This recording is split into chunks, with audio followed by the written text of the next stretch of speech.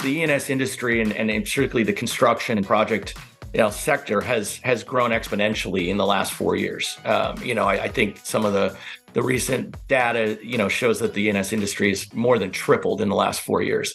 But what hasn't tripled are the amount of staff at underwriting companies. So that leads us to, really have to, one, build our underwriting relationships at the local level and the ground level, but also, it puts the onus on all of us to create a proper submission and provide all the information necessary for an underwriter to put our deal on the top of the stack. Yeah, it's important. The quality of the information from start to finish is really what drives the end result. It also, having those initial discussions with our retail partners as to what they have, what they're looking to accomplish. Again, we need to know too what the competition is. Are we up against a contractor's program if it's an OSIP? If it's a contractor we're dealing with, who's the owner?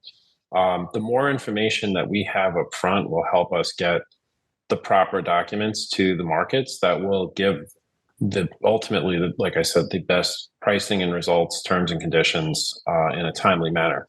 Starting the submission process is critical. The applications, project application, geotechnical report, site safety plan, general contractors information, those are all critical items that we need. Then we get into, is it residential or commercial? If it's residential, there's some additional steps that need to be taken into account. Is it frame? Is it not frame?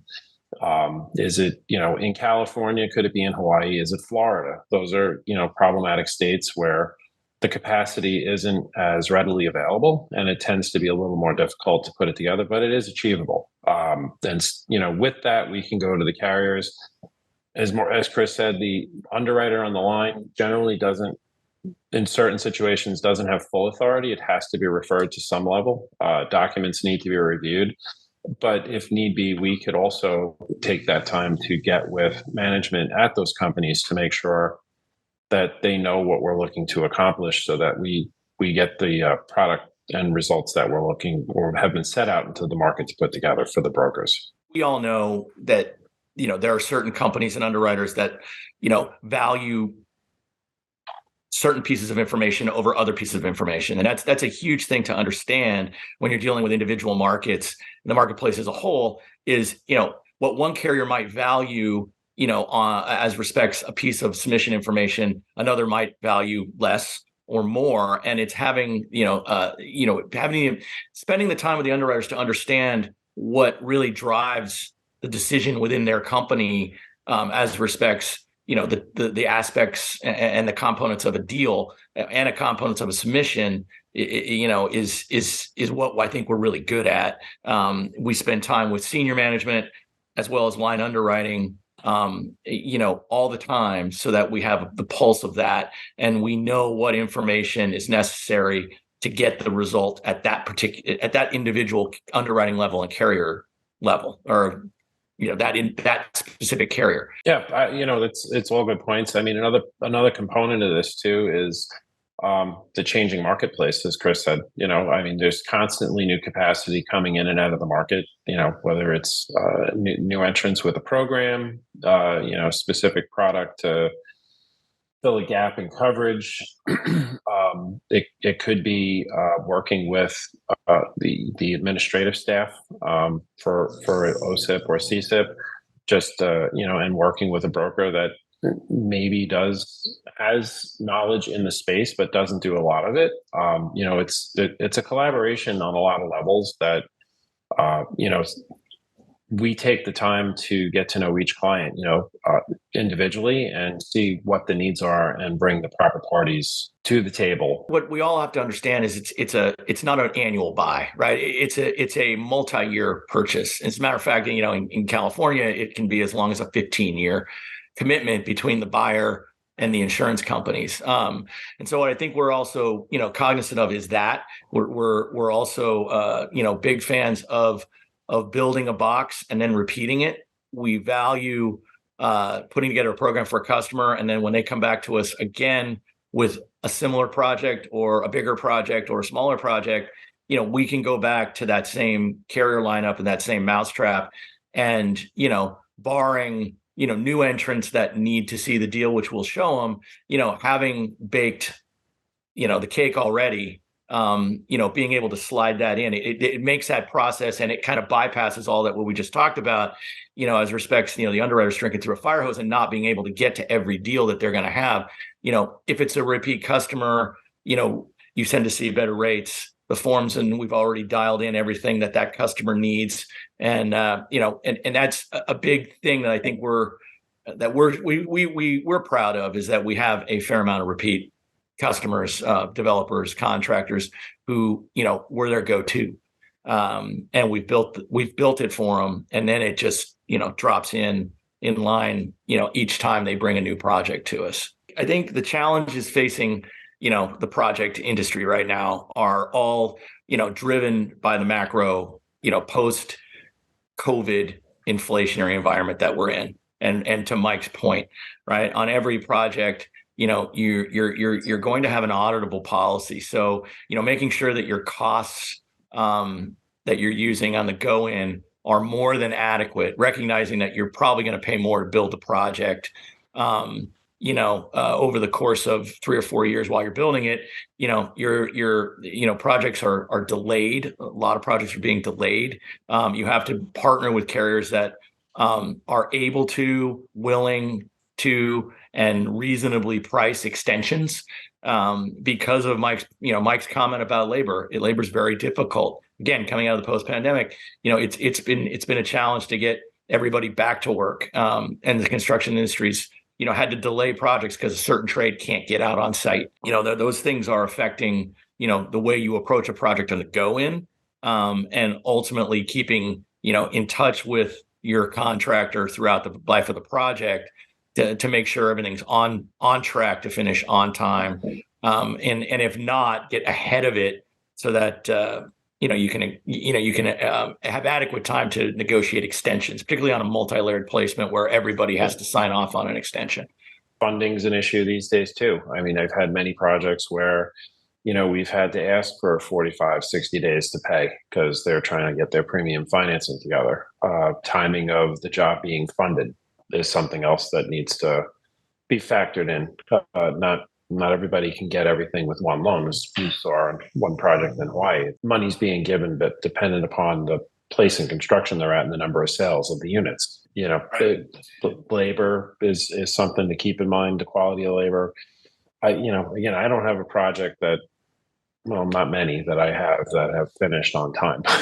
So we usually bring up a good point in, where we have a project that is getting multiple is funding from multiple sources, and it's happening in real time while we're building the tower, and as we build the tower, we may have a financier that comes in, in the middle of us building it and is requiring, like we had in our little one that we have, is, where somebody comes in and wants more limit, and, again, did we leave ourselves, do we anticipate that? So, we anticipate, changes while we're building the program, and we layer and use carrier capacity to hedge that, so that if we are, nearing the end of completing a tower and all of a sudden find out that they have new financing that's requiring another 50 million, we have the ability to restructure and build that expeditiously. The other thing too is it's important for the brokers to check in with us periodically through the course of construction and let us know where they're at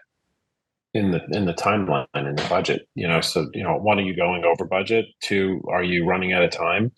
If you're running out of time and need an extension, or you're going over budget, it's a lot easier for us to call carriers earlier than later and let them know, one, we're going to need more time, and two, hey, we're going over budget. Maybe we could work something out on the rate so that they're not going to get killed on audit.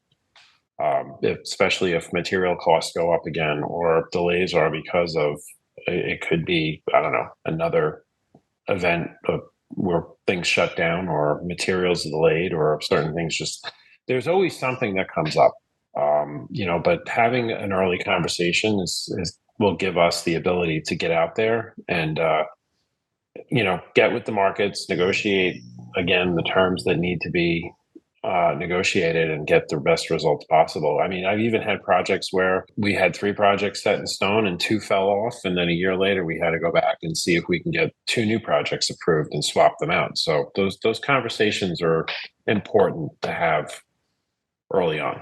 Mike, I've been with GenCap for quite some time now, and you've been here a shorter amount of time. And I'd be interested in your thoughts as to how we differentiate ourselves at GenCap vis-a-vis our competition.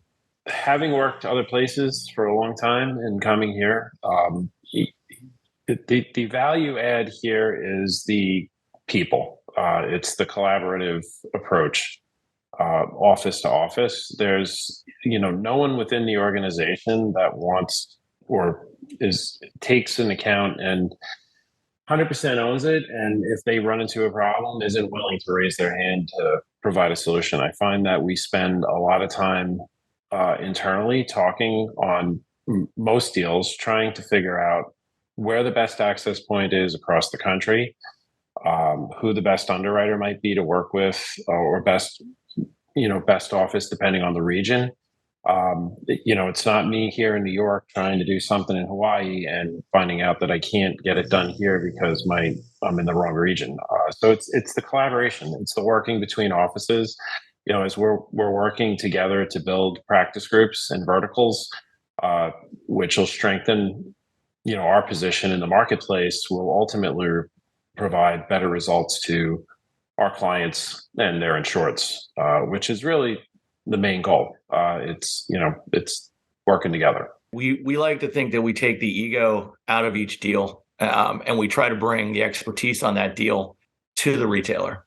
Regardless of where that deal is, it might be geographic expertise, it might be a specific sector expertise, it might be, for instance, if I get something and it's in New York and it's crane or demolition, I wouldn't know where to begin with that, and I know that. So 9 out of 10 times, I will be involved peripherally, but I will dial in our people in New York, somebody like that, to take that deal and run with it.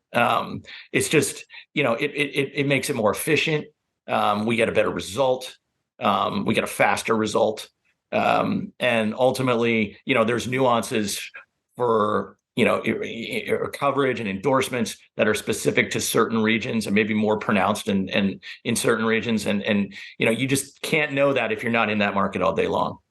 The industry is interesting in a sense that you're never going to end up with the same issue that's going to come up in depending on the part of the country you're in. Each part of the country, each segment of construction, it could be residential, it could be frame construction, it could be Southeast, it could be California, it could be wildfire exposed.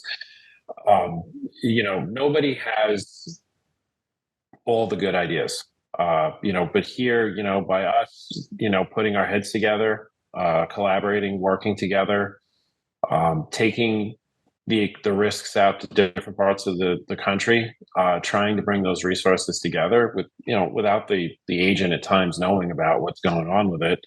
The goal is to get the quotes that are going to give us the best possible results. And that's really the outcome we're looking for. And, we want people to know that when they come here, they're going to get not just one person who's taking ownership of it. That'll be their face person in the market, but we are having a group of people behind them that's going to work together to find what they need. Is really the goal.